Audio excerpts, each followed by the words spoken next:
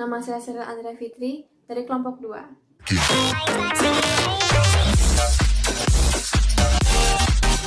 Assalamualaikum warahmatullahi wabarakatuh.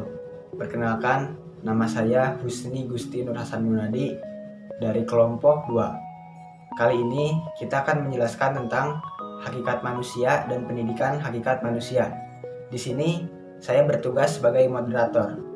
Sebelum kita lanjut ke materinya, kita akan memperkenalkan dulu masing-masing anggota dari kelompok ini. Bismillahirrahmanirrahim. Assalamualaikum warahmatullahi wabarakatuh. Perkenalkan, nama saya Nidaan Fitria Ramadhani dari kelompok 2 sebagai pemateri. Nama saya Sheryl Andrea Fitri dari kelompok 2. Assalamualaikum warahmatullahi wabarakatuh. Perkenalkan, saya Fistani Fitria Ramadanti sebagai pemateri. Perkenalkan, saya Nisa Tintin Rusmiati dari kelompok 2. Perkenalkan, nama saya Raihani Fitri Salsabila dari kelompok 2. Yang pertama, sifat hakikat manusia diartikan sebagai ciri-ciri karakteristik yang secara prinsipal membedakan manusia dengan hewan. Yang kedua, wujud sifat hakikat manusia. Terdapat beberapa wujud sifat hakikat manusia yang tidak dimiliki oleh hewan, yaitu yang pertama, kemampuan menyadari diri. Menurut kaum rasionalisme, kunci dari yang membedakan manusia dengan hewan yaitu manusia memiliki kemampuan menyadari diri. Dengan adanya kemampuan tersebut, maka manusia menyadari bahwa dirinya memiliki ciri khas. Hal ini dapat membedakan dirinya dengan yang lain dan lingkungan fisik sekitarnya. Yang kedua, kemampuan bereksistensi, yaitu kemampuan menempatkan diri dan mengatasi batas-batas yang membelenggu dirinya.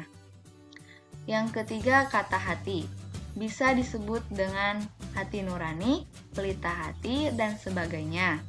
Kata hati adalah kemampuan membuat keputusan tentang yang baik atau benar dan yang buruk atau salah bagi manusia sebagai manusia.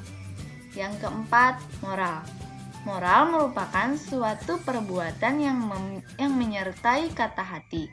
Dengan kata lain, moral adalah perbuatan itu sendiri.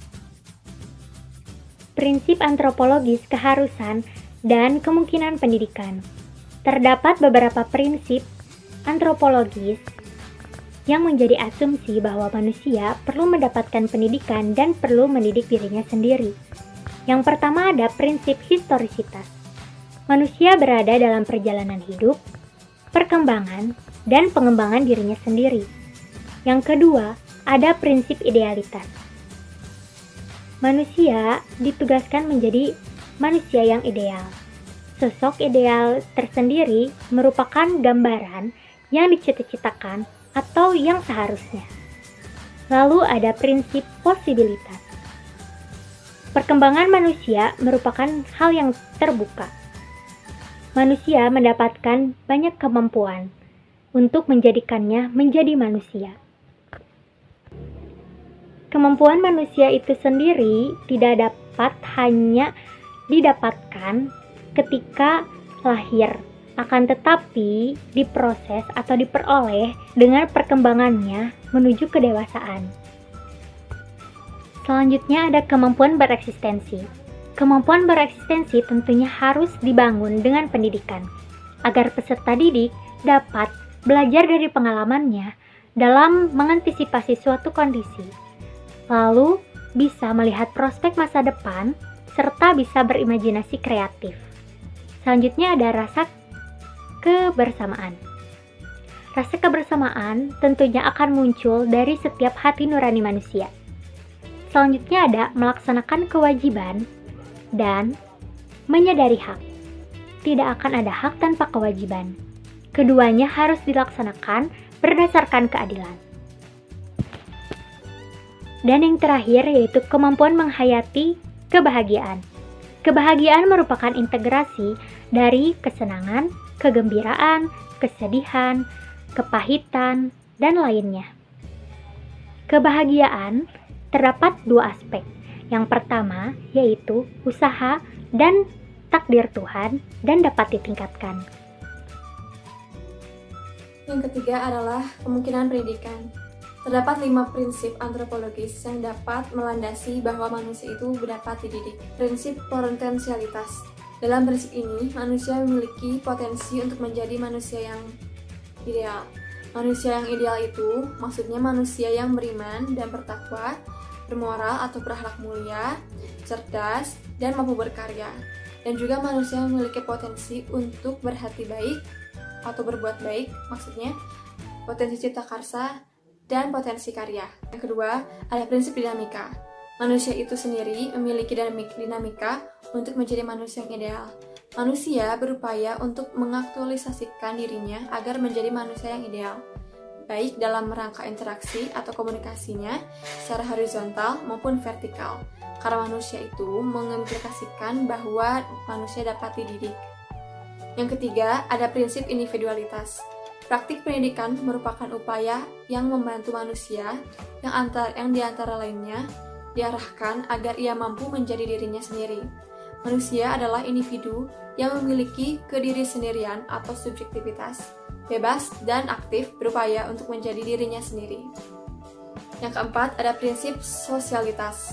Pendidikan berlangsung dalam pergaulan antar sesama manusia. Melalui pergaulan ini, pendidikan akan disampaikan dan diterima. Pada hakikatnya, manusia adalah makhluk sosial yang hidup bersama.